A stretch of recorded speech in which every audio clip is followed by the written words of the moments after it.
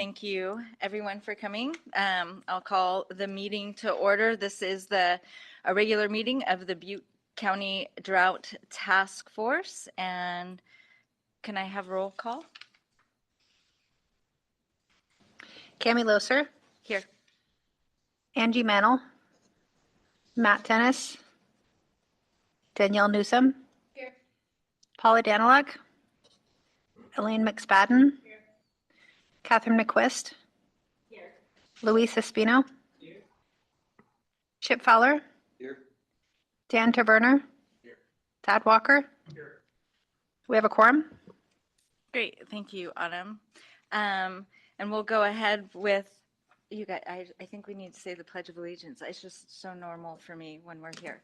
So, sorry. All right. I know. I shouldn't apologize. Everybody, we're saying the Pledge of Allegiance. Ready? Pledge. I pledge allegiance to the flag of the United States of America and to the republic for which it stands, one nation, under God, indivisible, with liberty and justice for all. Great. Thank you. It's the best thing. Okay, so we'll go to item 3, public members wishing to address the task force on items not listed on the agenda may speak. The Drought Task Force is prohibited by law from taking any action on any item presented if it is not listed on the agenda. Comments will be limited to 3 or so minutes per person since we don't have a big crowd. Does anyone here want to speak? All right, seeing none. Next item is approval of the minutes. Review and approve the minutes from the September 19th Drought Task Force meeting. If anyone remembers that meeting from way back when, some of you might not have even have been in your position that you're in.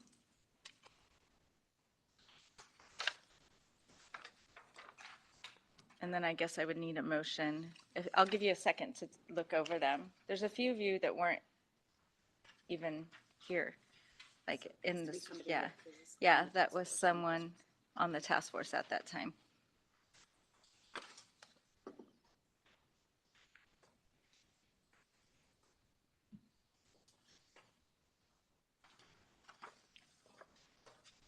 Anyone? Changes, motion? Move to approve the minutes from September 19th, 2024. All right. Do we want to do a roll, maybe a roll call only because some may abstain instead of me just saying all in favor. So we'll go that way. Cami Loser, Yes. Angie Mannel, Matt Tennis, Danielle Newsom, Yes. Paula Daniluk. Is here. Oh. She's here now. She snuck in. We're approving the minutes, Paula, if you're all good. Okay. Go ahead.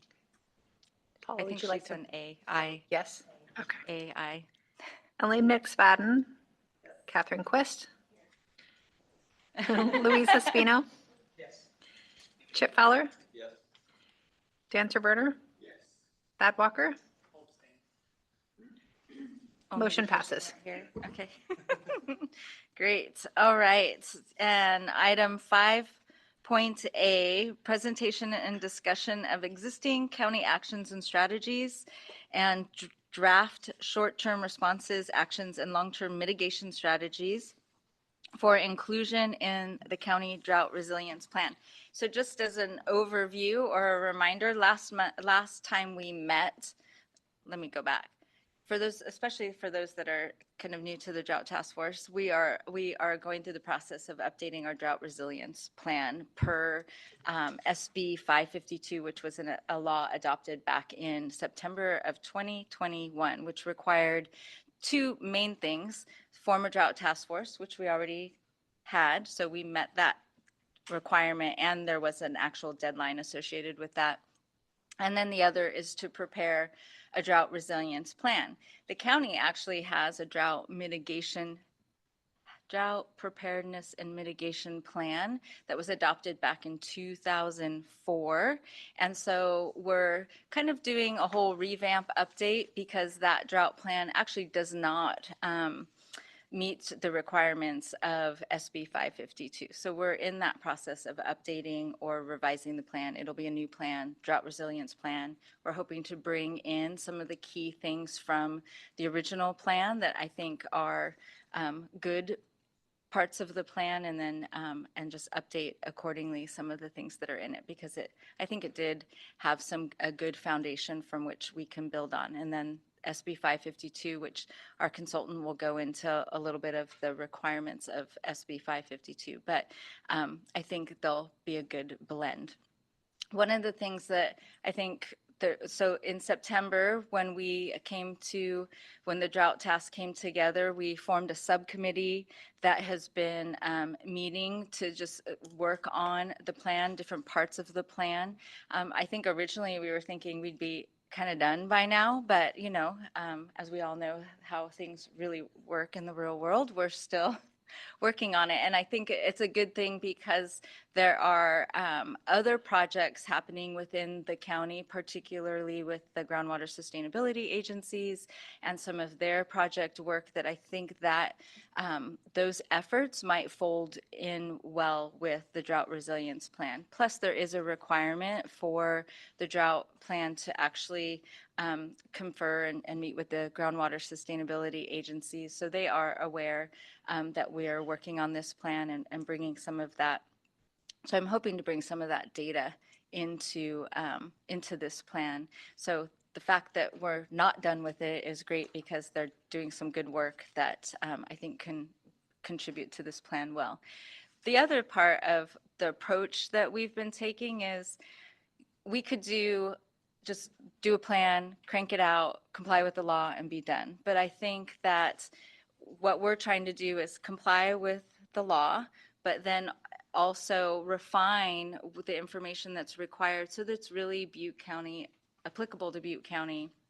For instance, the risk vulnerability assessment, really looking at what are the risks to domestic wells, and rather than using the State Department of Water Resources database as it is to really look at what truly is the potential for risk to vulnerable to wells, domestic wells. So pulling that information in, but then also not burdening the departments with a whole bunch of additional requirements that we would have to do, but rather looking at how we have responded to drought, especially this last drought, what activities we did do, and then how to bring that into the plan as a process to address drought in the future.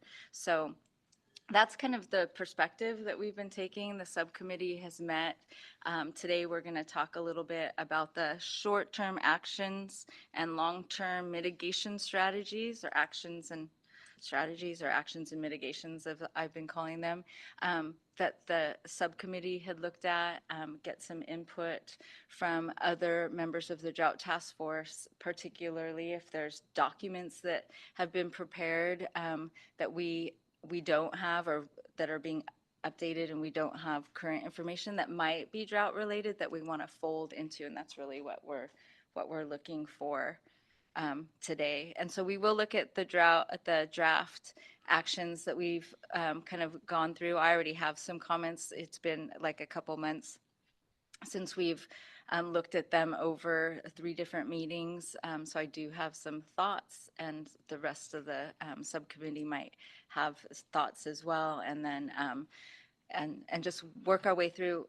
They're in draft form. They'll continue to be in draft form. I think we're looking to have some workshops in the future with in different locations within the county, in the valley area, where dry wells is a big concern for residents, well, I'll say in all 3 groundwater subbasins, but then there's different issues up in the foothills, and have heard some residents in the foothills identify some things that they too would like to see as actions that would occur during drought. So I think we'll go to them, show them what we've got, and then have them add in ideas and things that they would like to see. as well. So this is not the last time that we'll be looking at these actions and mitigations. So in addition to that, we have the counties participating in DWR, the Department of Water Resources at the state level. They've allocated funds for drought technical assistance. So there was an opportunity for us to either apply for a grant and hire a consultant and have them help us with our plan, or the state provided drought technical assistance and we applied for that, meaning they have a consultant that is on board helping, I think now 35 counties. I'm looking at Marisa because she's from that team, prepare their drought plans. Some plans have been done. Some plans are just getting started and we're kind of somewhere in the middle. And so that group, their team meets all the time to share ideas, what's happening with some of the plans that they have drafted. So I think we get the benefit of others having gone first. And then, excuse me, others will get the benefit of us finishing, especially we've had some jurisdictions reach out, where are you guys at? And so, and keeping them apprised of our activities as well. So we are participating in the drought technical assistance, and Stantec is the consulting firm that DWR has hired to help agencies with their plans. We have Marisa has been working with us with organizing the subcommittee and helping us with the Drought Resilience Plan. And so she's going to go over things today, where we're at, and lead us through the presentation and take notes and all of that good stuff. So with that, if there's any questions initially, okay, I'm going to turn it over to Marisa. Thank you. Oh, make sure you turn on your speaker. All right. I appreciate that. I don't think these are the right slides. No worries. Give it a second. Thank you for the introduction there and for teeing up what we'll talk about today. 1 second here. Yeah, does everybody have a hard copy of the?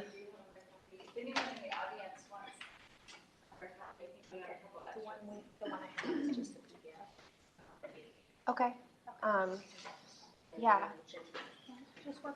Yeah, sorry about that. I can.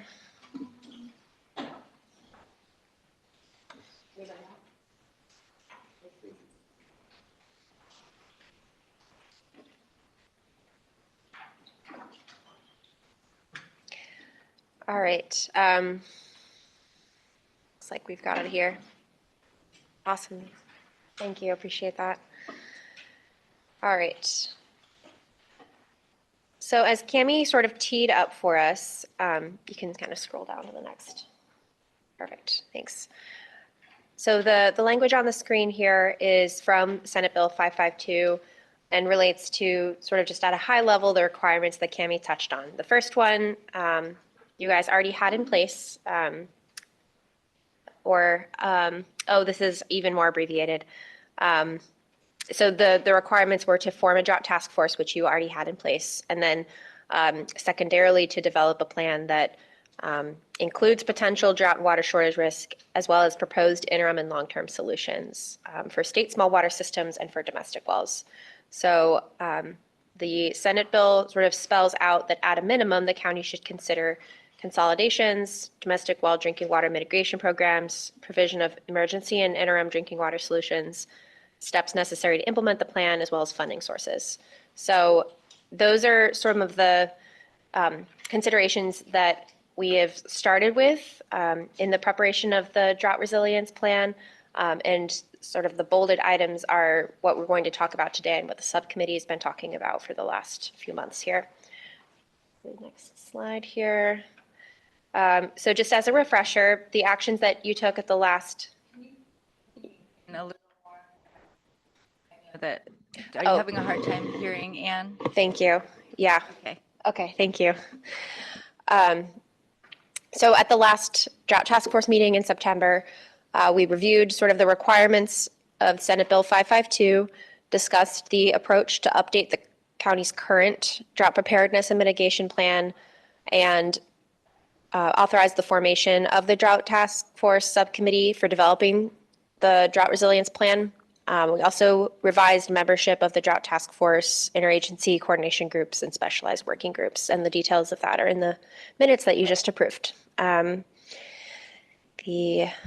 next slide here. So in the intervening time since last September, the subcommittee has met 3 times to get updates on the development of the draft DRP, Drought Resilience Plan, discuss existing projects and programs that the county undertakes related to drought resilience and planning, and develop the draft short and long-term response actions. So the short-term response actions, you'll hear us use STRA as the acronym, and long-term mitigation strategies as LTMS, those mitigation strategies.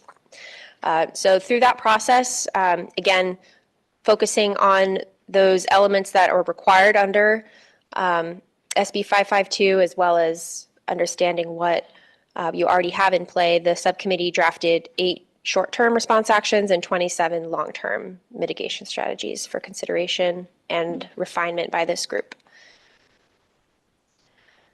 So you have received over email last week and included in the packet today, there's an attachment of sort of the rough draft STRA and LTMS.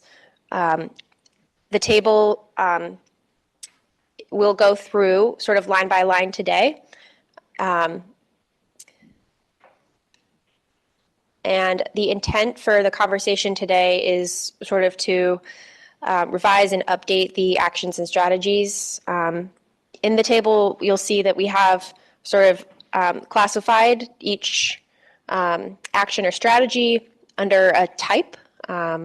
Each action has a name, as well as a description and a lead entity or group of entities. And so as we present them and walk through them today, I think we're primarily sort of looking for what jumps out to you as something that might need correction. And as Cammie mentioned, this will not be the last time you have the opportunity to see these. And it did take 3 meetings to work through all together. So we're going to try to go through them at a pace, understanding that we may need to adjust as we go along.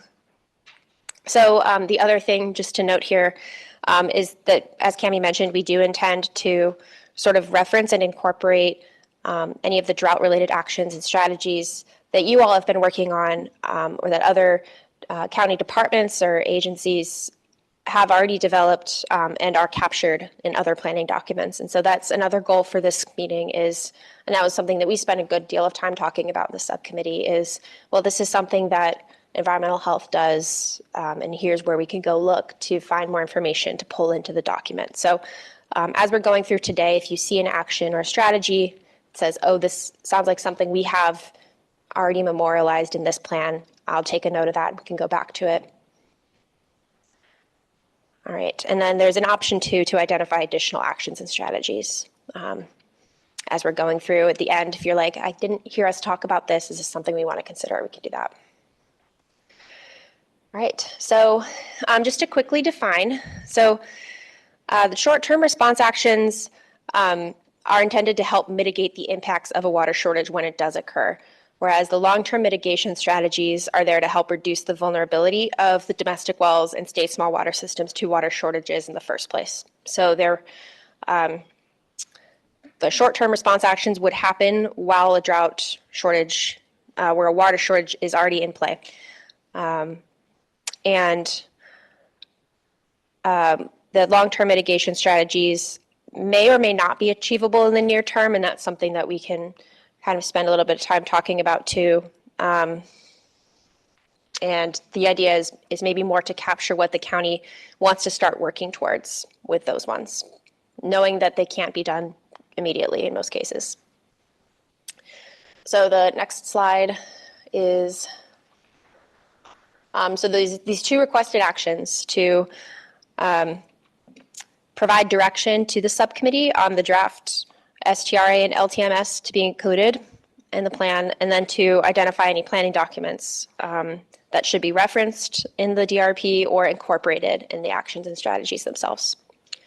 And this is sort of my last slide before we get into the actual meat and potatoes. I wanted to just check in with the other members of the subcommittee to see if there were any other remarks you wanted to share with the group about how the process has been, if you have any other considerations for the group to consider before we embark.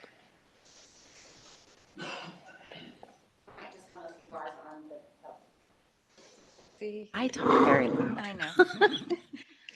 On the difference, just speaking in kind of normal language of like the short term, the county goes into a drought, we immediately drop down our short-term plan and that becomes our actionable items. Long-term are things you might be working on now or that we should be working on now, during and after the drought so that we can minimize the effects on the drought on the county. So that's really the work that we've been doing in the task force. So thinking about that, please be very vocal to add in.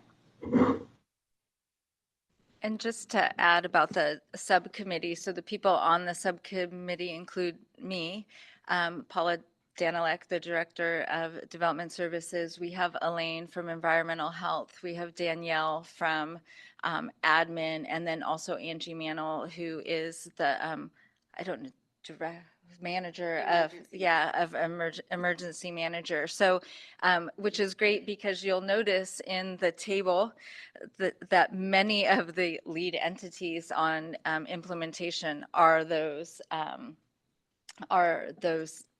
departments. So, and then also with Paula, we switched out Public Works, Director of Public Works for the Director of Development Services on the task force, just because there is always this land use perspective, and that Paula just kind of brings that big picture view from county planning and development. So, so just know there's probably a reason why these people are on the subcommittee. So I don't know if anyone else has anything to add. And we did spend really like 3 hours, 3 different times going through this, which is a lot, especially for the people that are on the subcommittee, which it was great. I'll tell you, yeah, it was a good exercise for sure.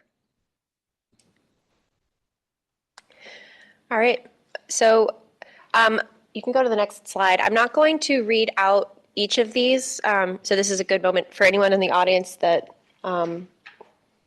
needs to see the text larger. We do still have more copies of the slides available if you wanted to pick them up.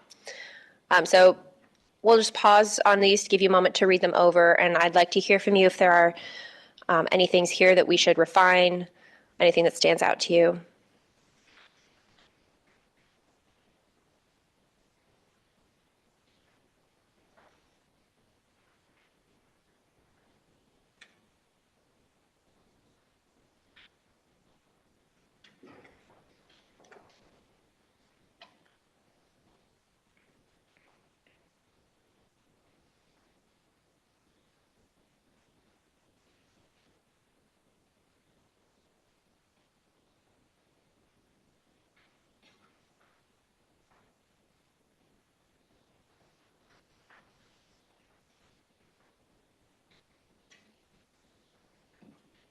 Does anyone have any comments, suggestions, changes, revisions?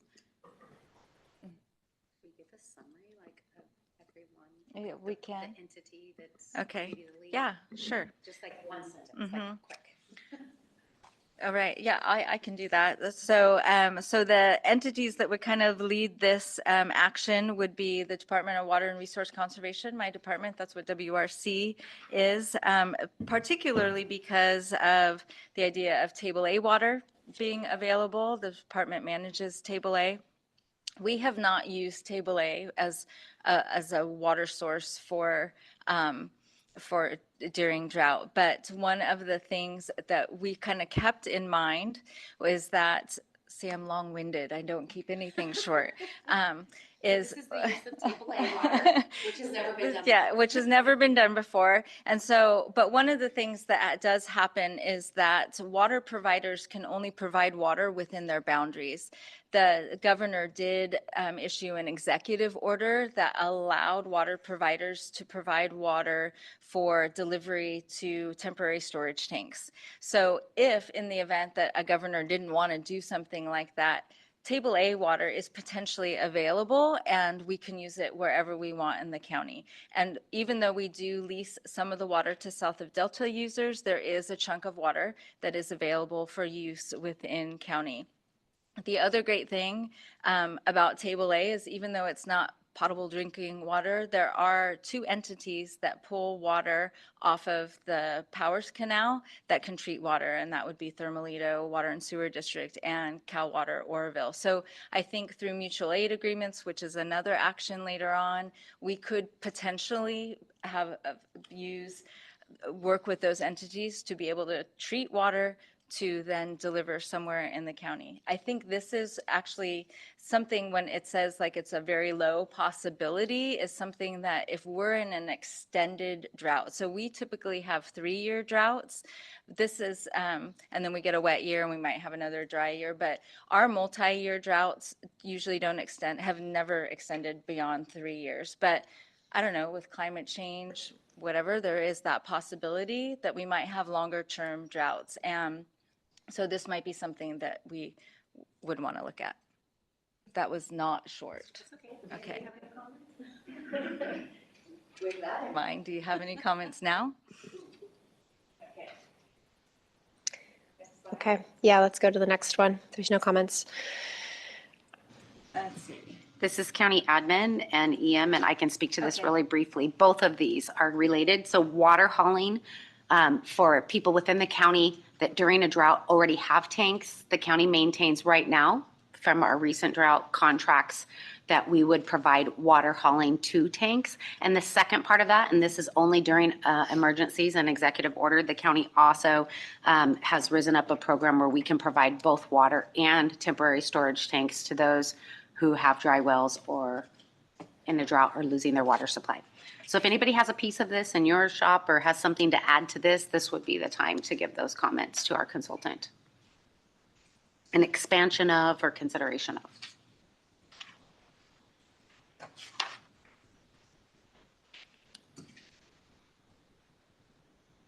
Okay. All right, next slide. Okay. And these next two are for environmental health. I don't know, Lane, I don't want to put you on the spot. We can. I didn't know that we were presenting on Yep, that. yep. I just felt like we needed to. Say something. Um, I mean, you. Oh, yeah. sorry, I'm having. That's a okay. Yeah, take a moment. Yeah. Um, We currently in environmental health, we have what's called a local primacy agency. It's LPA that we call for short, and that is our small water systems, small public water systems program. We regulate anything from 5 to 199 service connections, and then the State Water Board regulates anything over that. So currently with our LPA program, we do work with each of our small water systems. This acronym down here is SSWS, that's State Small Water Systems. That's actually a specific type of water system. Those are systems that don't meet the threshold for a small public water system, and they typically do not have access to funding opportunities and things like that. But the state is now recognizing that they are a vulnerable type of system. So we're looking at them more, and we work with them with our permitting on conservation measures so that they are prepared for a water shortage event.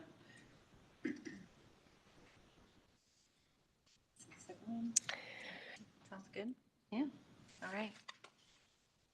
Oh, and the second one, just on bottled water, my only comment there was that we help the state small water systems connect to funding with the state. We currently don't have anything like that for domestic wells. So I don't know. We have funding resources available for our domestic well owners, but those are grants and loans for them to seek on an individual and personal basis. So maybe not the distribute packaged bottled water. Correct. I So don't think that would this be a is a, function of. this is a revision. Yeah. Okay. Thank you. So action 5 to be revised to say county to continue program for state small water systems. For action, 5. yeah. Yeah, It's identify and connect small water systems with funding Yeah, for water distribution during shortage. yeah. okay. And, yeah. Okay. And not packaged or bottled water. Okay. We didn't we do bottled water at one point and it didn't work very well? But it really was, during Then, during fire events, during Okay. response, and a little bit into recovery. So not really during drought, Okay. right? So, that's a good differentiation. yeah, because during a drought, water, it becomes a different commodity Yeah. than it is during a wildfire. Yeah, okay, good point. So we would need to rename this one as well. Or maybe just cut it entirely. Because, just to repeat back, I think I might have missed the second half of the recommendation. County to identify and connect small water systems with Funding funding to, opportunities okay. during water shortage emergency. Funding for temporary water, Right. okay. The state does provide bottled water and funding programs for bottled water, so Okay. we work to connect them. Okay. You guys have to share. So funding for packaged or bottled water. Okay. Thank you. Would that still be EH that does that? Environmental health? Or Or admin, would it be a different department leading that effort? Are you talking about domestic wells? No, the effort to identify and connect small water systems with funding, would that still be EH? That is a function of environmental. That would still be environmental health, okay. We do not currently do that for domestic wells. Yeah, okay. We would remove the reference to the domestic wells in this one, yep, okay. All right, action 6 here. As there is no lead entity, I can summarize this one. So this is related to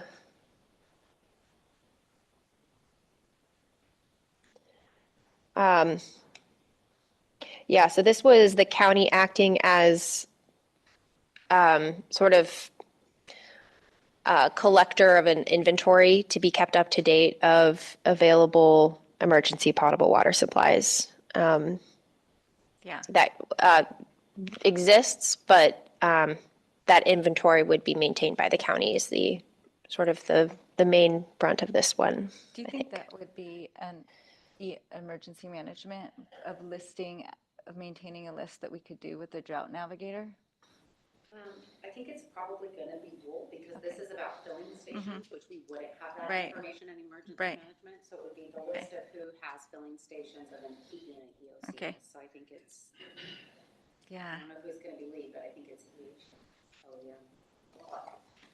None of our small water systems act as filling stations. They probably barely have, Right. capacity for their own needs. So it'd be large water systems. yeah, it would be, so for example, South Feather Water and Power has filling stations where people can go. So it's just essentially keeping a list of that. So I'm thinking if we have a drought navigator, they can help we can compile a list and just maintain it at the beginning of a drought. Reach out to our water providers and, Who keeps the water provider list? Because that's really going to be the lead on this. right, the drought navigator Where's that person? in admin. Debbie's in your office, not our office.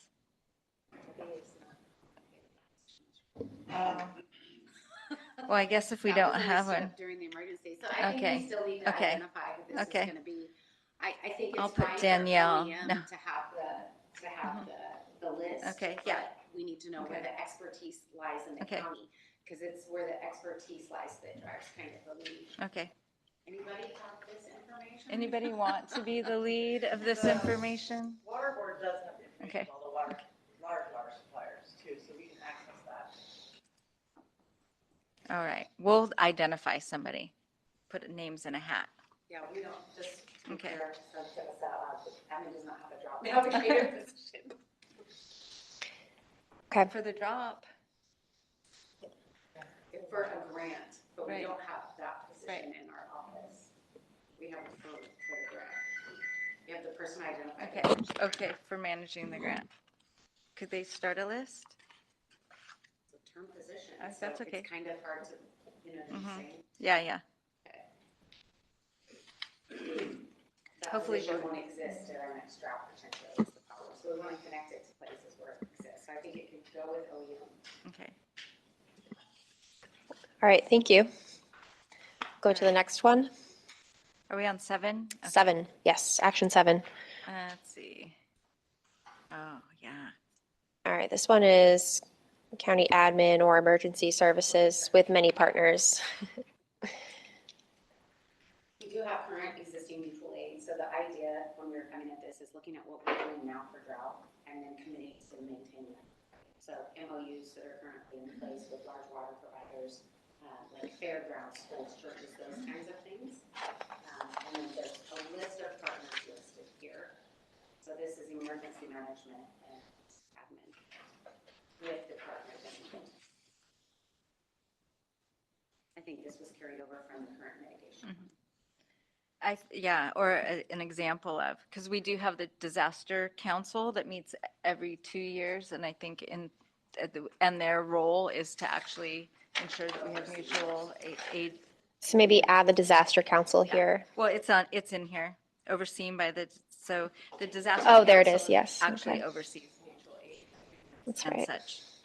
And maybe at some point we would activate them sooner in a drought, as part of a drought, to initiate that.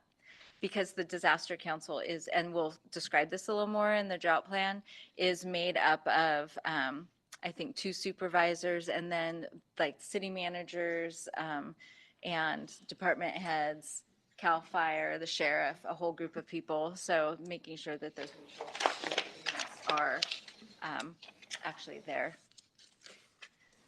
Okay. All right, there's no questions on that. I'll go to the next one.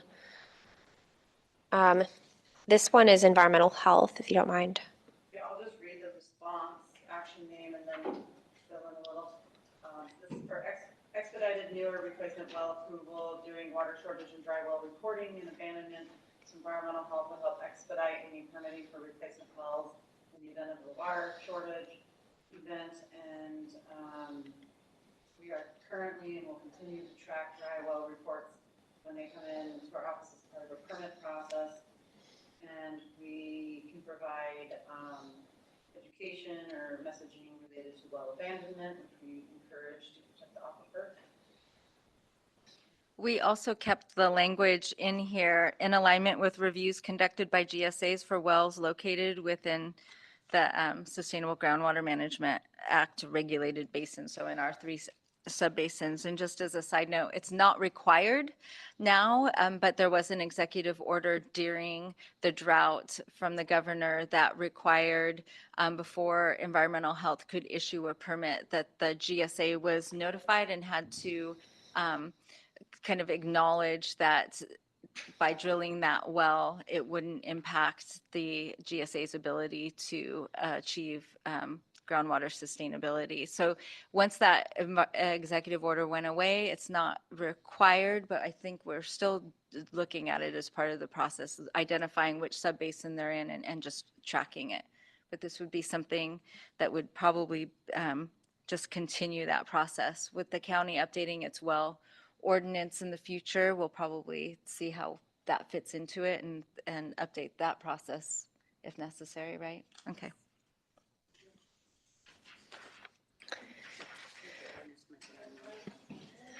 Yeah. So with that is the last short-term response action that we have. Thank you for going to this slide.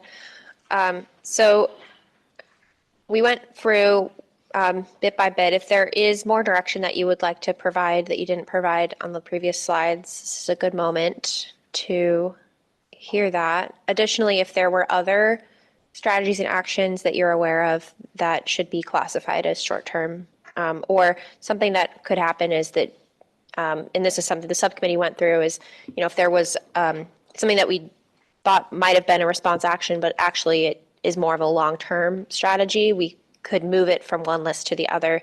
Similarly, in the next list of long-term, if you think, oh, that is actually something that needs to be accomplished in the short term, we could consider moving it up. So any of those types of considerations are welcome here. All right. Does anyone have any other comments? I was thinking for the public, we'll just wait to the end because there'll probably be similar things if you wanted to comment, unless there's like something screaming at you right now, short term. Or if you want to wait. Okay. And are there any plans that you're working on that relate to this that we should capture? Okay. We speak to the well ordinance a time or two, and Cami just mentioned it, but just want to make sure that we highlight that funding is going to be available very soon. So we will be beginning our well ordinance review process, I guess, if you will. The California well standards are not yet available. We were hoping that would work together in the timing, but they may have a draft available by fall of this year. So we're hoping it will still inform our process. Thank you. Okay. We are bustling along. Okay. Anything? Okay. If we are ready for it, we'll go ahead and dig into the first long-term mitigation strategy. And this one here is identified as an action for environmental health. So this says create local small system classification for communities with 2 to 4 connections. We currently in environmental health do work with owners who are sharing wells to file a well share agreement with the clerk recorder. And that's the extent of the program at this time. It's possible that we may see in the near future the state bring down a regulatory program for wells with 2 to 4 or for water systems with 2 to 4 connections, but that is not available yet.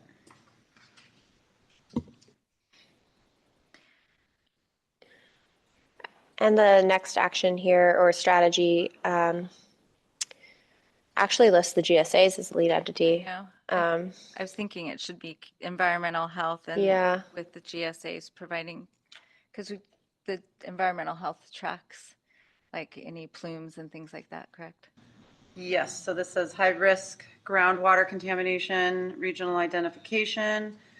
We currently are aware of certain concern areas within the county that we monitor for specific well construction requirements in those areas. And of course, we would continue to work with the water board and other appropriate agencies as needed if new areas of concern are identified. And that's something that we talk about with the water board as part of our annual LAMP report, which our LAMP is our local area management plan. That's basically our local on-site wastewater treatment ordinance. And we have to report to the water board annually. And with that, we look at potential concern areas. I'll add this with the groundwater sustainability agencies in their groundwater sustainability plans, GSPs. One of the things we do look at is water quality as a sustainable management criteria, although we don't look at, or the GSAs don't look at all the other contaminants, things as nitrates and things like that. However, one of the Department of Water Resources recommended corrective actions is to kind of pull in that information into the GSP. So the way that we're looking at doing it is because there are other departments, state and local departments that track contamination, that will summarize who those departments are or agencies, and bring it into the plan that way, and just kind of identify what activities are occurring, but we won't be monitoring those specific areas in the groundwater sustainability plans. But the information will be kind of incorporated in by reference so that the GSAs are acknowledge that there are areas within the county that do have contaminants that in their planning process that they do want to be aware of. So that's why the GSAs are listed, but I think it's definitely an environmental health. The department, my department, of Water and Resource Conservation, does do water quality monitoring, but it's more for compliance with the groundwater with SGMA and what we look at there. But we do monitor the wells for groundwater quality. But yeah, not nitrates and things like that. It's, I don't know. Okay. Next. Okay. Oh, this one doesn't have a person. So action or strategy 3. Oh, yeah, interesting. I think this might be a carryover from the model. Yeah, Oh, yeah. yeah. Oh, yeah. Well, commission I, reports. go ahead.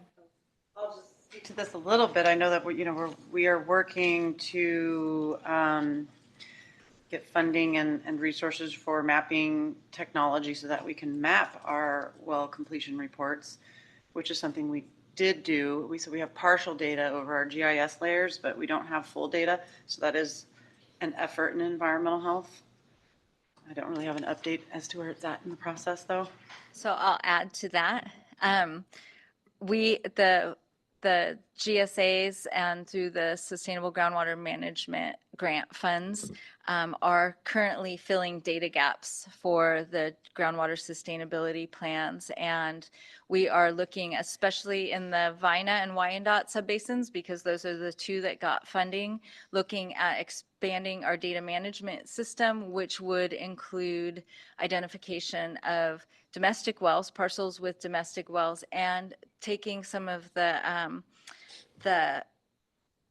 WRCs, or WCRs, well completion report information, and kind of filling out that database. It would be for areas outside of city and water provider areas, which is probably okay in the sense that many people, if there were a drought, and those wells went dry, consolidation would be the likely response. But for areas outside of a water provider's boundaries, this database will hopefully will be able to take what environmental health has and working with the consultant teams for those GSAs for Vina and Wyandotte Creek to help create this database so that we can use it, especially from a risk vulnerability assessment.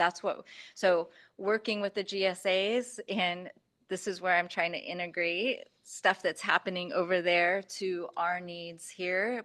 And so there will probably need to be an effort in the Butte subbasin to help fill out at least that part of the valley subbasins, and then a whole different process for the foothills. But at least we're starting that process, and hopefully we'll be able to have a good database with well completion report information, with location information, with well depth information, identifying which have probably been abandoned, the age of the wells. These are all the things that DWR's risk vulnerability assessment, they just identify like a density of wells within a township and range, and but it doesn't give you the information that you need. So working on taking that data and focusing in, starting with those subbasins because they have the funds, and then we'll be able to expand it.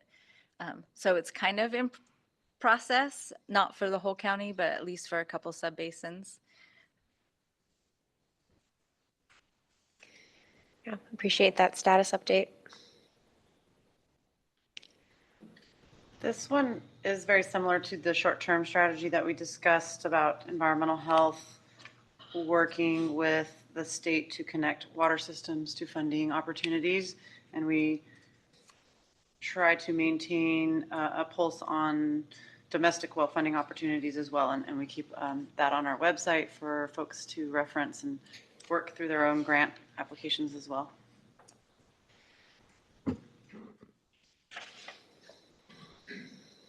Okay. Next. Okay. All right, with emergency management not here, do you I want to can cover? take that. Oh, Sure. okay. This is our LMHP, or our Local Hazard Mitigation Plan, which was brought to the board last October and FEMA just approved in February. or early March, actually.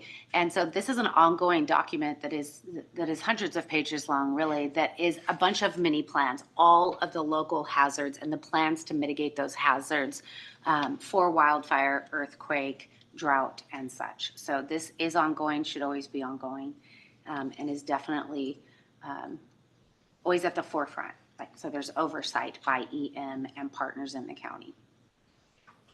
And when we did prepare that plan, I think I added in some actions for the county with regard to drought and drought planning, and education and outreach was, I think, the primary focus of the actions that were included in that plan related to the Drought Resilience Plan. Yeah, I mean, I think that's a perfect time to say EM is the person that submits it and follows it cradle to grave, but it is multiple departments, if not all, and lots of county partners are involved. So it's a very comprehensive plan.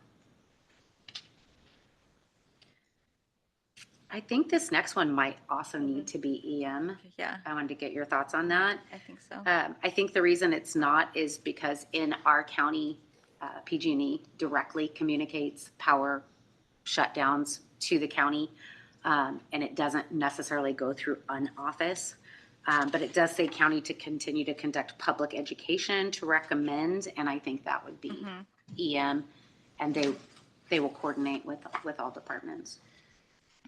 I think somewhere in here it does, and if it doesn't, we should make it more explicit that outreach and education, I think, will be key, especially for those in the foothills that are, if they have power turned off, they don't, making sure that they have backup for not only water, but everything else that they need backup for. That's what we look out Yeah. for our residents for that. Okay.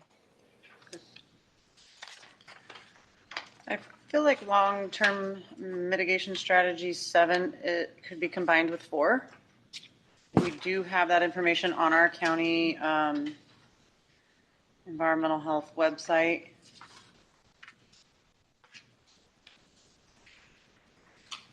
Okay, thank you. Oh, yeah. Yeah, good thinking. We can combine that. All right. And I'll take the next one. Sounds good. That's me.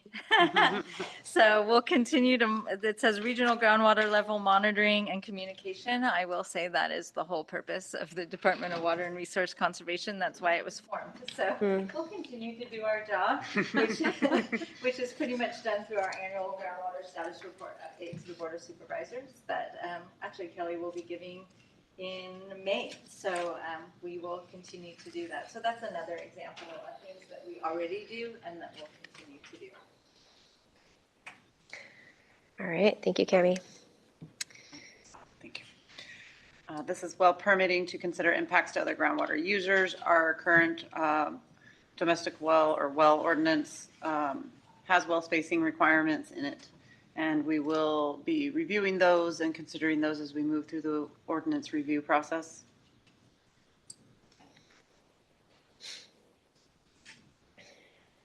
The next one might be you too. Oh, thanks.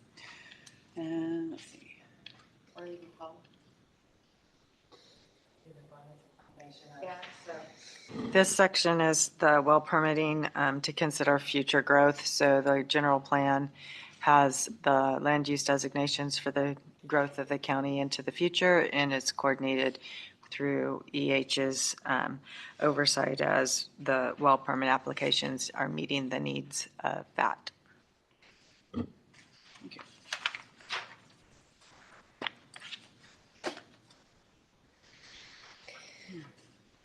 Just keep going here. You've got a lot. It's all you.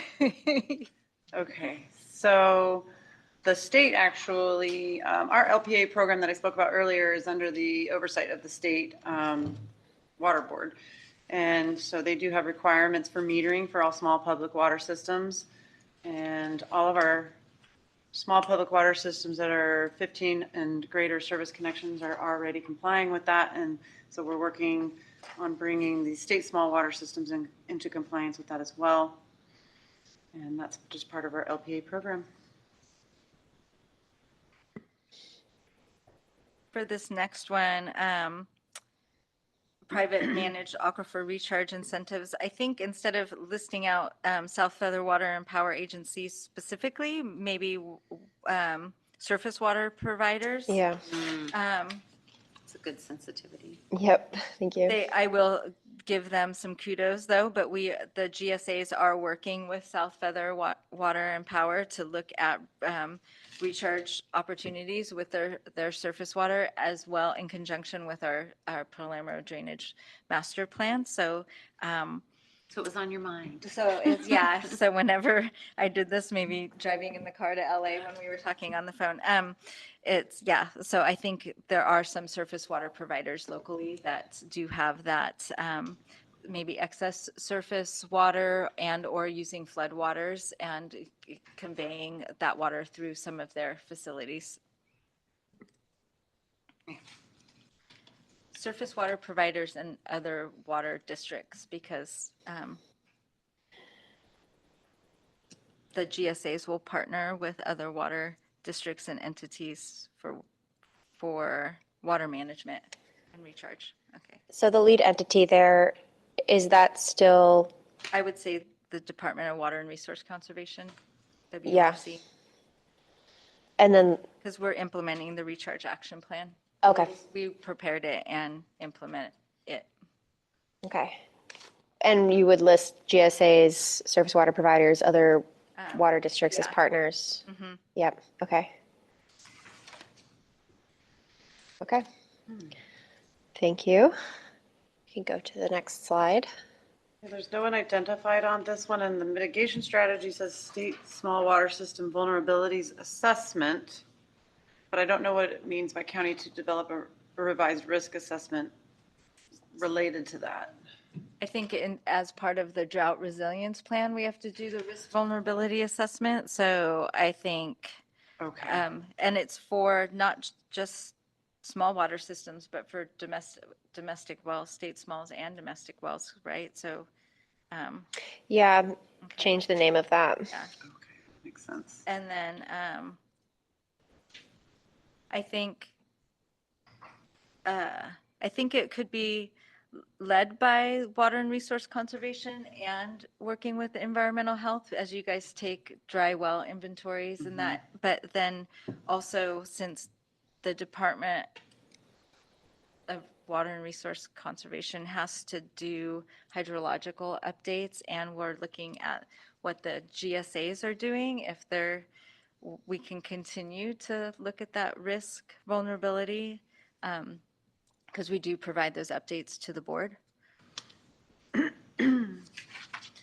And I think as part of the annual reports, I'm not sure if they specifically identify risk, but I think we will, or the GSAs will, as part of their periodic evaluations. So I think it could be a combined. Okay, it is something we are currently doing with the state smalls as well as part of their permitting. Okay. Okay. State small, so this is state small water system water quality outreach. Okay, yeah, this is currently happening through our LPA program.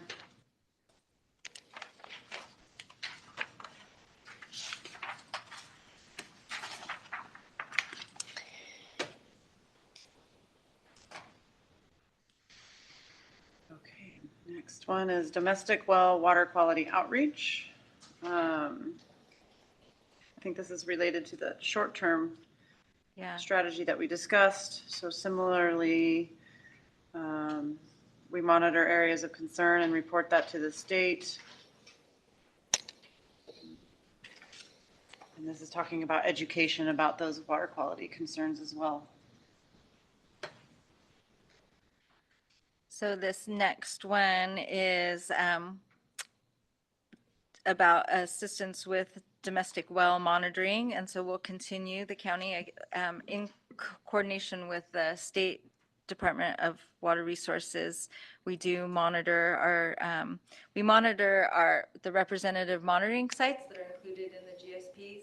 But the groundwater sustainability agencies are also expanding their the domestic water well monitoring as well. So they're kind of bringing hopefully some more domestic wells into the monitoring network as part of, especially adjacent to streams. And so we'll just continue to coordinate with the GSAs.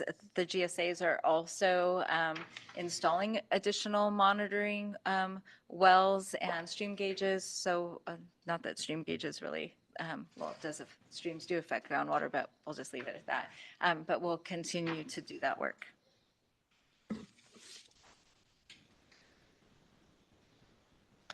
Any questions on that before we move on?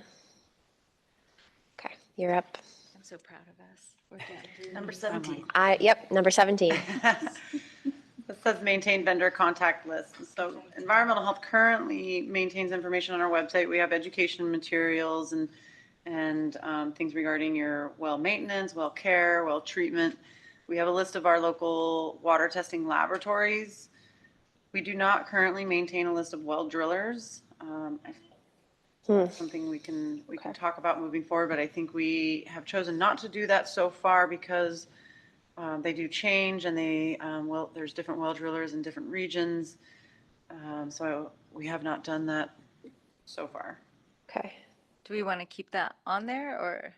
Yeah, I don't think we do, right? I agree. For the same reasons that it has happened in wildfire with trying to keep contractors lists. These lists Yes, exist they in other change. places and we're not endorsing some over the other. And thank you for saying that. That was the part I missed, that we don't want to be seen as endorsing one over the other.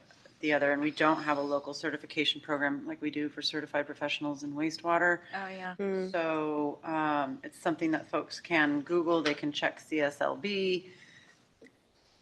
Maybe that just on educational materials, look here for, and we can. Yeah, tell here's people who where- you need and here, there's places Yeah. to find them versus Okay. the county keeping a list. Yeah.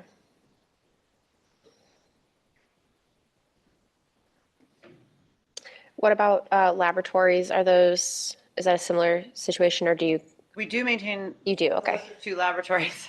Very good. Woo! So All right. There are 3 laboratories in Butte County. We have Butte County Public Health, and then we have the 2 state accredited laboratories, PACE and FGL, and those are the 2 that are certified by the state to do water quality testing that meets Title 22 and other state requirements. And our Butte County Public Health Lab can also do that testing, but it is not considered certified, and they're limited to total and fecal coliform bacteria. Okay. Let's see, next one too, okay. Yeah.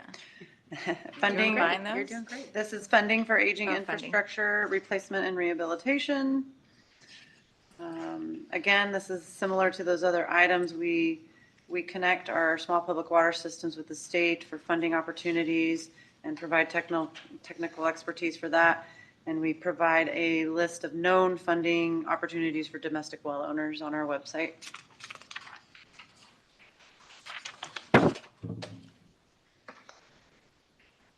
I'll take this one to start, talking about continuing to provide educational, let's see, point of use water treatment installation. I guess there's some, that's more environmental health. drop grant. Yeah, part of the drop grant. Do we want to say drop grant funds? Because we might not have it forever, right? Yeah, I don't think we should. I Okay. think we Yeah. can just Okay. utilizing grant funds. Grant 'Cause funds, yeah. AD's part, like admin's part in there is the funding, right? Right. Securing funding, tracking funding. Yeah. And then just continuing to provide those educational materials. Well, maybe we can look at all the things that we're doing educational materials for and maybe, well, We could make that an item in our coordination meeting. yeah, okay. Remember that. How do I remember So that? is the name of the action less about the installation and more like public education around options? Use and maintenance, because if you don't maintain them, you're going to have water quality concerns. Okay. Water treatment, use and maintenance. Okay.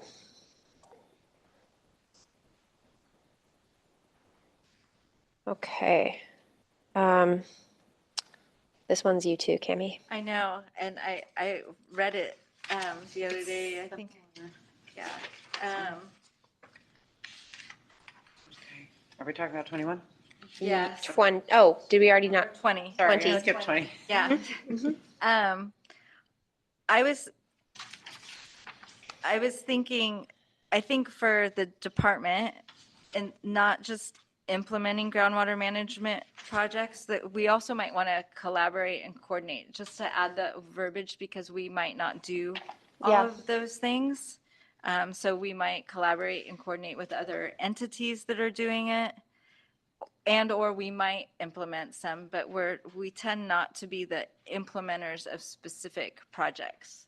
So I guess where our implementation might come in as being a grant and funneling grant funds through, but it's more about coordinating and collaborating. Yeah. I'm channeling my Kelly and Christina. I think that's also a good sensitivity Yeah, from lessons learned. yes. Yeah, so coordinate and collaborate. Is this substantively different enough from strategy 12? The Private, recharge. yeah, the private MAR incentives. It's both relate to the recharge action plan. But one's flood risk, Cami, and one's supposed to be aquifer recharge. Here, this one. Oh, there. Aquifer recharge is mentioned in action 20 as well. Yeah, let's see. No, I think this is the projects though that align with the recharge, Yeah. and the other one is the actual recharge action plan. Yeah. Okay, okay. Got it. Yeah. So we're gonna get rid of implement and coordinate and collaborate instead? Yeah. Okay. Go ahead and remove implement. Okay. I remember seeing that. I'm like, oh, I don't know. Yes, yes. All right, understood. So the next one, capital improvement programs. That's you, Elaine. Yes, capital improvement program integration. So this is something our LPA is currently doing with all of our small water systems, including the state small water systems. As part of their permit process, we review their capital improvement plan and technical, managerial, and financial to make sure that they have the capacity to operate and maintain the water system. And a lot of times, these are existing, and so if they don't have the resources to maintain their water system, we connect them with those resources or funding opportunities. And that's the SAFER program. That's the State Water Board Division of Drinking Water's funding program. Should we spell out that acronym? For safer? Probably. Yeah, happy to do that. I have to remember what exactly that all stands for, but I'll look it up. There's a, not in the slides, but in the attachment, there's a notes with all of the acronyms, but I'll go ahead and spell it out because we only use it once. Thank you. Okay. This next one actually says various county departments, but the lead should be EM on 22. Okay. This is the oversight of the local hazard mitigation plan and related documents. So this is basically bringing it to life. And then various county departments underneath it. Mm-hmm. Long-term strategies. All right. Hopefully it represents the work we're doing. I think it does now with the updates, recent updates. Okay. Okay, yes. System consolidation planning. This has been ongoing, looking at what state small water systems may be able to consolidate. Most of them are not, because most of them are in remote locations, not near any other, even small water systems, let alone large water systems. So, but that is something that's ongoing. And that helps us meet 552, really, honestly, because we have to look at the consolidation of. Yeah, aspect of them. Yeah, and anytime we go to process a new permit for a new water system, they have to go through the water board's review to confirm consolidation feasibility, and if it's feasible, that's the preferred method. Okay, so all of those are kind of related to that. Yes, so Okay. if it's feasible for them to connect, then we would then work with the state and connect them, provide the technical and whatever else support that they need in order to complete that intertie, which would probably be a funding project through the water board. Should we combine these three then? Feels like they're steps of the same thing. Like you're not going to do 24 and 25 unless something's found in 23, right? Yeah, it feels like 25, maybe it should go before 24. Hmm. But yes, I agree with that. Okay. They're basically steps of the same process. Well, that means they could happen. Simon, okay. So you have to do this one. You have to do the ongoing feasibility to know. Right, we're kind of always monitoring them for feasibility. We've completed our existing ones, and then when new ones come in, we look at that as well. So if we find any new ones, there's probably state small water systems out there that we haven't identified yet. I don't think that answered your question, though. I think these are kept separate because of how SB 552 requires us to do separate things. And I think you would trigger each under a different circumstance. They're happening in a different setting, each of them, I think.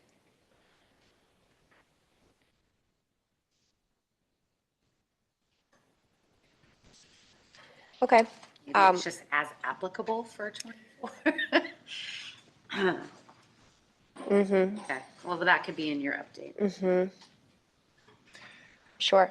All right, continuing on. Almost done. Woo. So the next one Wonderful, is we're all about, learning.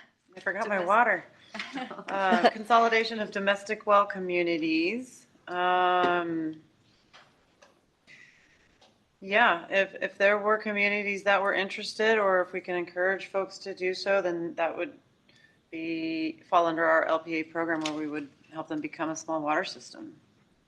but there's certain requirements. There are certain requirements, yes. And that includes well construction and water quality. So there's a lot that would go into that.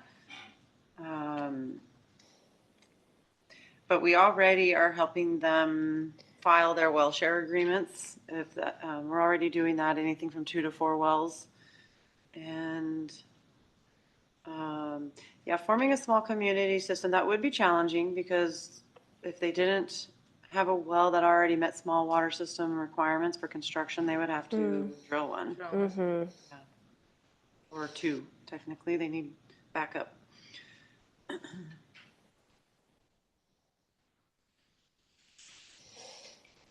right, and then consolidation with public water systems. That would be like Cal Water or South Feather or Thermalito. Okay, Palermo. Palermo. For the funding of the map to support visualization of potential annexations, I think that would be like LAFCO as well under that one. Mm-hmm. Okay. It's in the 25, but it should be here too. Okay. Maybe a tie-in. Okay. Well done. Well done, folks. All right. For the rest of the group, any comments, direction, additional things to consider, planning documents that we should refer to or incorporate?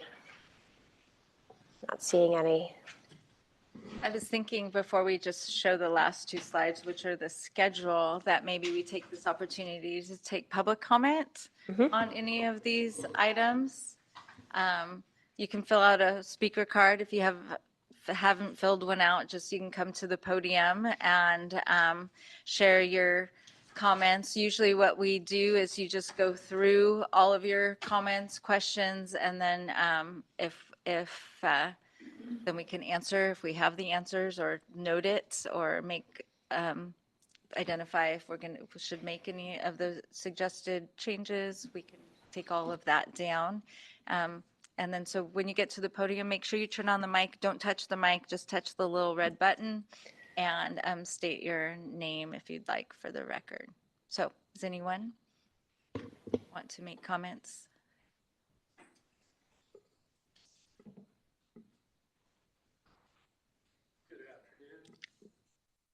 Good afternoon. My name is Jim Graydon. I'm a private well owner in the Chico greater area.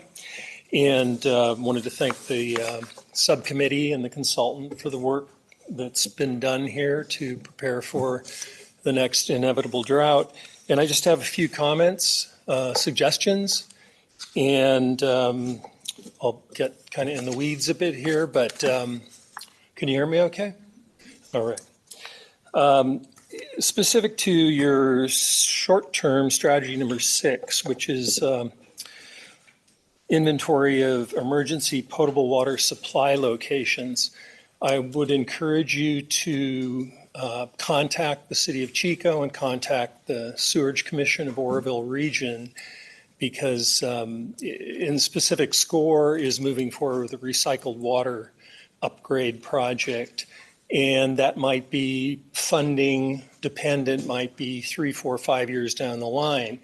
But there are sources, there will be sources of non-potable water available. And this is a very common practice in many areas, of course, more drought prone, such as Southern California. But to have filling stations for non-potable water that meets Title 22 requirements. And that is suitable for landscape. And people who are on wells, who grow dry, are going to need drinking water, and they're going to hopefully get some non-potable water for their investment in their landscaping. Second comment is kind of across a number of these short-term and long-term, and I'm specifically looking at short-term number 8, long-term number 2, and long-term number 15. And this is in relationship to water quality and contaminated zones. Environmental health has permit process, and I'm not familiar with it county-wide. I am familiar with it countywide. And specific to the Chico area, there's a published, what they call a VOC map. And that map is outdated. It really does not represent the current distribution of contaminants in the groundwater. It does not represent the velocity and direction of groundwater travel, such that there are areas identified in that map that are underprotected, that need to be revisited, so that that is a more proper risk assessment of punching a hole in the ground. At the same token, there are other areas that are included that are, I believe, are wildly outside of the contaminated areas. So short story, I would encourage environmental health and this group to update that, because as we move into a drought where people need to drill deeper or replace wells, they need good information. So those are my 2 comments. Thank you. I will just say then our partner will be DTSC in that, because they actually have oversight of that cleanup project, so we can work with them. Department of Toxic Substance Control.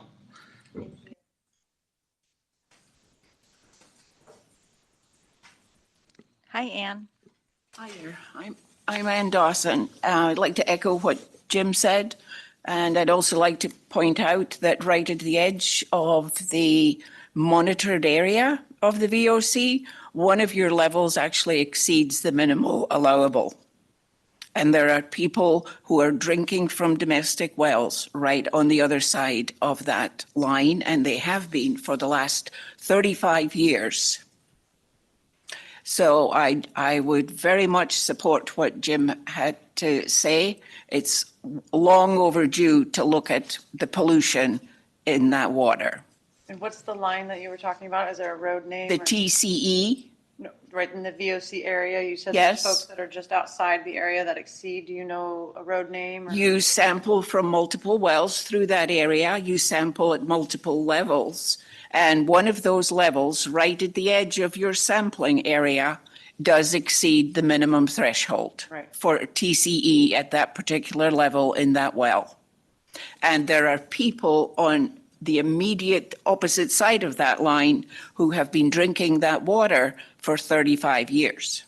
So do Is you have that a problem? No, I'm asking if you have a road name or something like that, so I can help kind of zero in The on that area. VOC area from the old Knutson? Or What? Schmuckers? No, Victor Industries, the one that affected Stanley Park.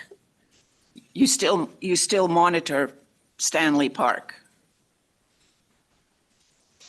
Those people were all put on Cal Water, but most of them, to my knowledge, still use their wells for landscaping. Thank you. Anyway, the reason I came here today was because I wanted to advocate for improving the public's access to the information that you need when your well goes dry. The first thing is, how am I going to get water? And I think you're dealing with that. The second thing that I would think of is, who do I call? And there is a well driller, I think it's called welldrillers.org. And you could easily provide a link to that. It lists all the well drillers in the area who are licensed with their phone numbers, their addresses, and so on. And I think that would be very helpful. The third thing I'm going to think of is, how much is this going to cost, and how am I going to pay for it? And right now, trying to find out how to get help. Maybe if you're extremely low income, you know how to go about these things. But wells are no longer 20,000 apiece. And in fact, on your well owner's thing that you put out, it says $24 a foot to dig. Well, it's more like 124. Is that my 3 minutes? I'll give you Okay. another. I'm nice. So that is ridiculous.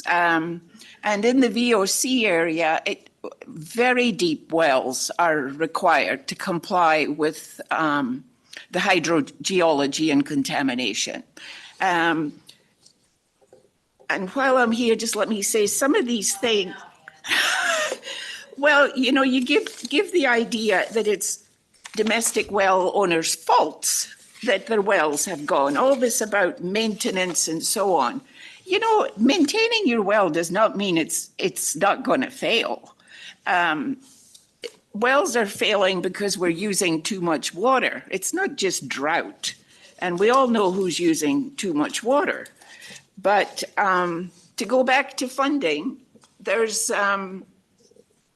RCAC is listed. So I read all about RCAC, and then it says at the top, there is no funding at present. So, and I think that was the only thing that was on there.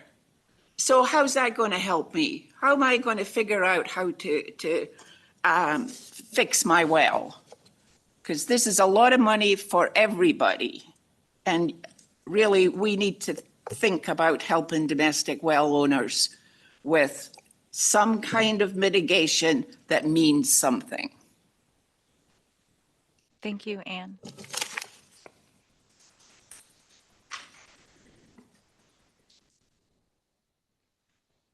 Anne's on our shack. I see her all the time. She always laughs at me. I do not laugh at you. I just smile that I love you. Okay. Anyone else from the audience, public? My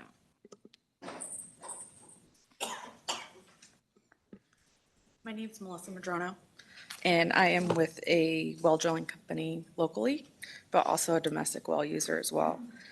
I'm in referencing the long-term mitigation number 3. And this may be just a clarification for everybody, but you talked about getting some grant funding and identifying locations of wells and having a map and in coordination with what the DWR provides. And some of the information that you referenced is on the well completion reports. So I'm just wondering what they currently have and how that's going to look different with what you guys are creating. It's not, we'll pull from the well completion reports, but you will be amazed at how many of the well completion reports are not complete. I'm So- not amazed. So one of the things that the consultant is doing for the Vina Groundwater Sustainability Agency is looking at those reports, if there is latitude and longitude identified or an address, they're trying to identify just those parcels and what information they do have. And there's a significant number that don't have the details that are necessary. But if it is in there, we're going to have some of that that information brought over. And then we have our data management system that will be more of a public interfacing site where people can ultimately, the ideal is, I don't know if we're going to get there this time around, is to be able to click on that well, find out that information, maybe in relation, if there is a nearby representative monitoring well site, we'll look at the hydrograph that's associated with that kind of polygon. So DWR's information doesn't have that, and we're going to try and fill in some of those gaps. So those would be historical. Yeah. Yeah, we're not well going to go out completion. and do new things with it. Right, because now the current website, well, the last 3 years I've been working with it, does have the GIS information in it. Okay, yeah, I don't know what all has been brought over in terms, but it's not complete from what we can get from DWR.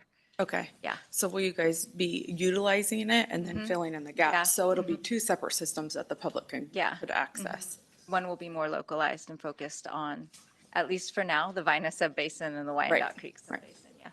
Okay. That's it. Thank you.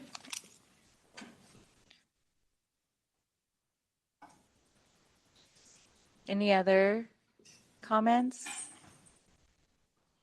All right. Do you have all your notes? Yeah, Okay. taking notes. Okay, this is a little bit difficult to see from the audience, but I will go ahead and read out each of these points here. So just to sort of move us towards the next direction phase of this, you see today's meeting noted there under April 2025, presenting the initial draft, short and long-term actions and strategies. After this, we plan to have a subcommittee meeting in May of the group that helped prepare this material to review the draft chapters in the DRP, chapters 1 through 3, which are sort of more introductory setup information as well as the risk assessment. So I'll work with Cami, Danielle, Elaine, Paula, the others to sort of do that preliminary review for you guys. In June, the county will lead public workshops to receive input on the actions and strategies that were discussed here today. And I think there will be more information on that that Cami will help distribute. And then in July, the subcommittee will again meet this time to review the second half of the DRP with chapters 4 through 6. So the short-term response actions will form the content for chapter 4. Chapter 5 will be the long-term strategies. And then chapter 6 we haven't spoken about yet, but that will be more of the implementation considerations. So that goes back to that bullet at the very beginning that I showed you with the language from SB 552 that requires considerations of how the plan will be implemented as well as funding sources. So we'll kind of put that together, package the whole DRP together, and share that information with the Butte County Technical Advisory Committee. We'll have the opportunity to review and comment on that. And in August, the Water Commission will receive that red line version with the comments from the TAC. And preliminarily, they'll sort of receive a similar presentation to the one you did today, where it will focus on the strategies and actions.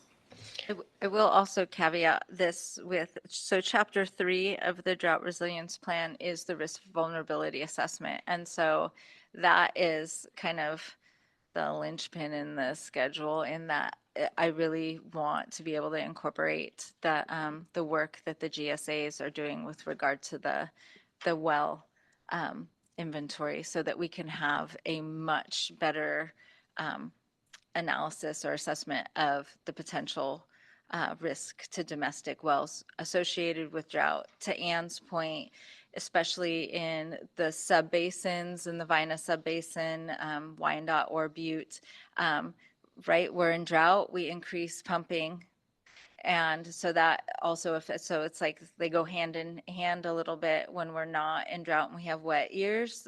The water levels come back up. In Vina, they don't come all the way back up. There is a slight decline there, and we're recognizing that and trying to work out how we're mitigating that. In the Wyandotte Creek and Butte subbasins, when the drought's over, the water levels pretty much come back to where they were. So, but it's the Vina subbasin that we're really looking at, kind of that relationship between additional pumping and groundwater, and the impact of drought along with additional pumping. The foothills obviously is a totally different scenario. So just I think with things that I've heard from those in the foothill region is they just want, if there's a drought, like some education about what they should be doing.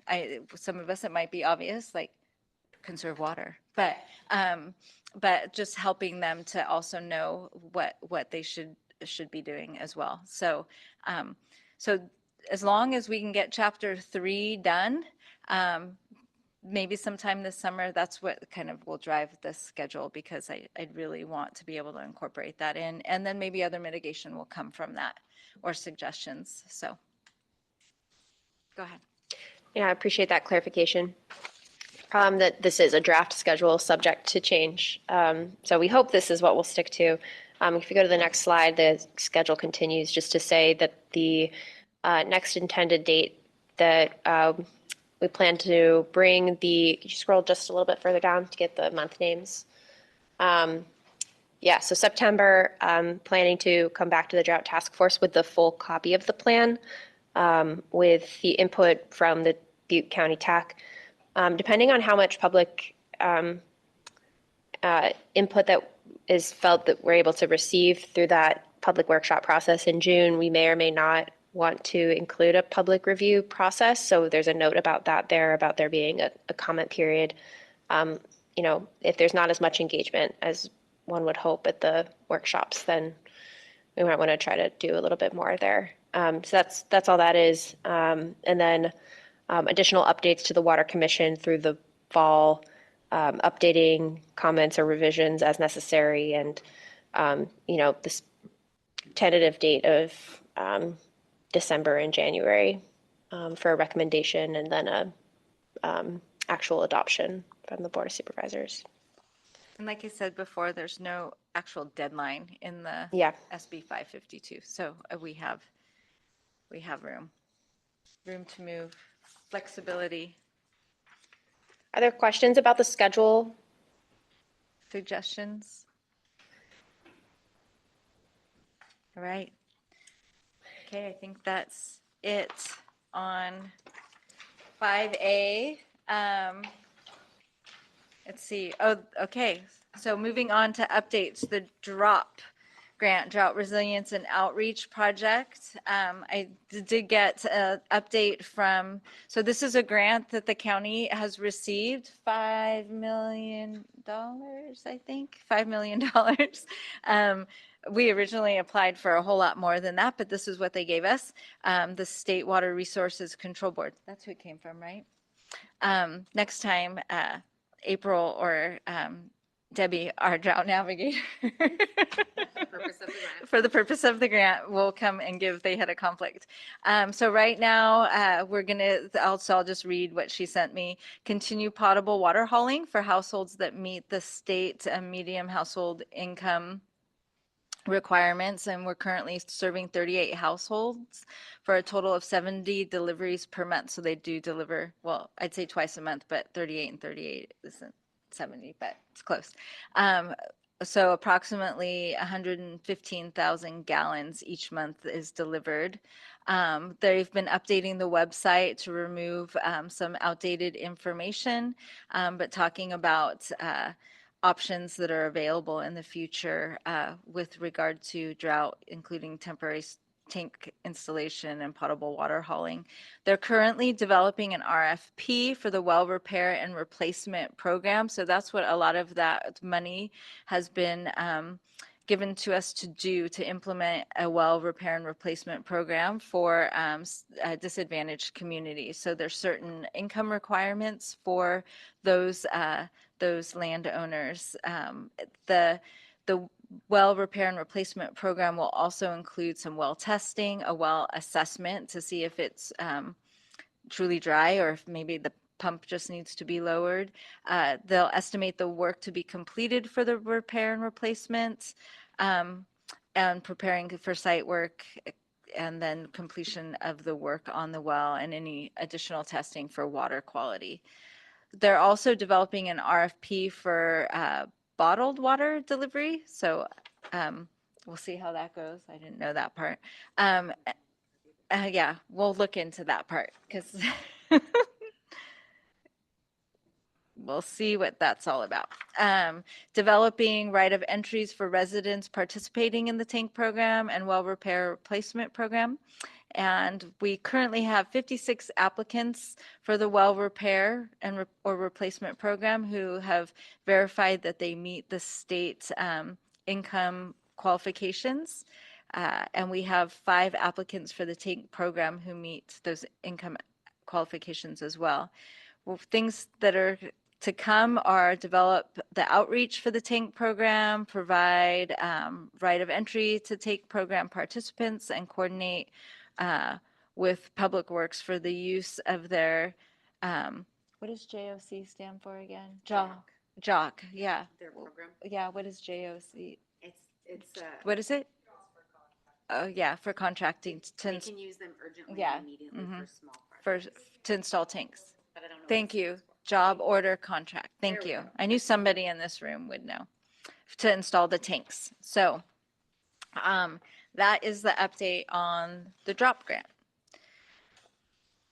Anyone have any questions, comments? Anyone from the audience? Oh, yes, come on up.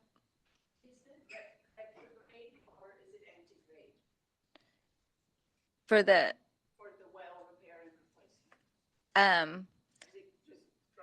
yeah, yes, you had to apply for the program and then yes, it's future oriented. So if you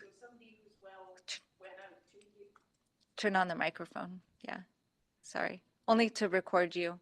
Oh, so someone whose well went out 2 years ago and they're still waiting for, to replace it? Well, Do they qualify? They could have applied for the program to see if they qualified. So there is income requirements, certain requirements, but they. Right. Right. So, but somebody who maybe replaced their well, If they've already. if they've already done it, I don't think they. it doesn't help.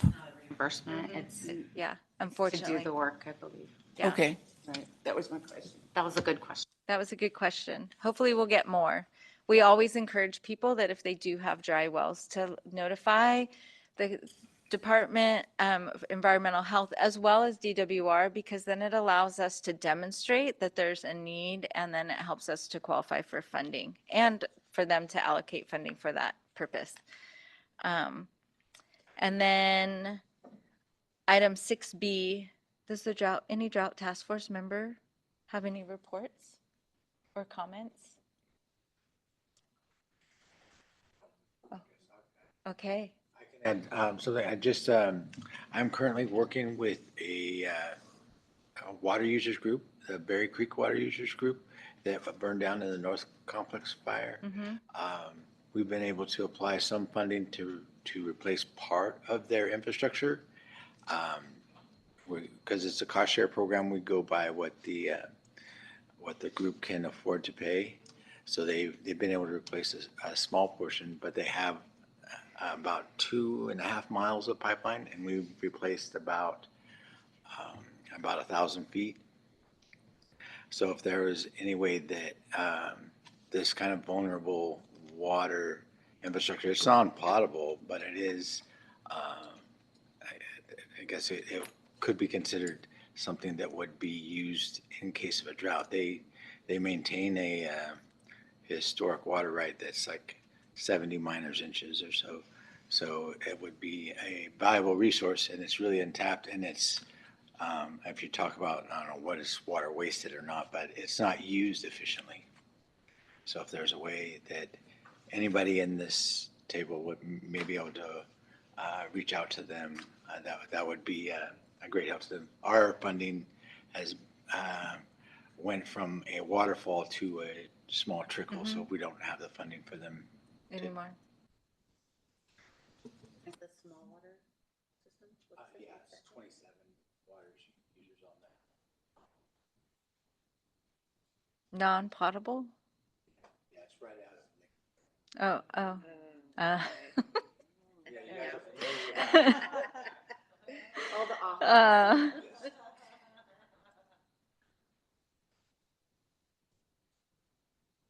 Okay. All right, thank you for that. Anybody else?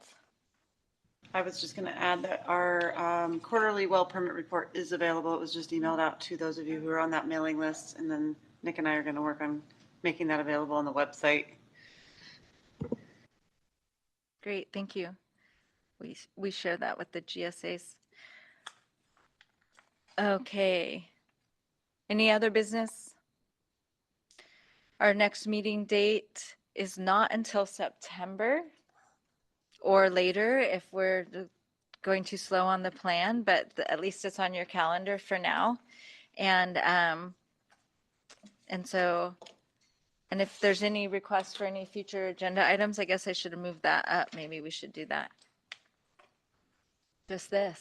It's all DRP. All right. Well, thank you all for your time today, and we'll adjourn the meeting.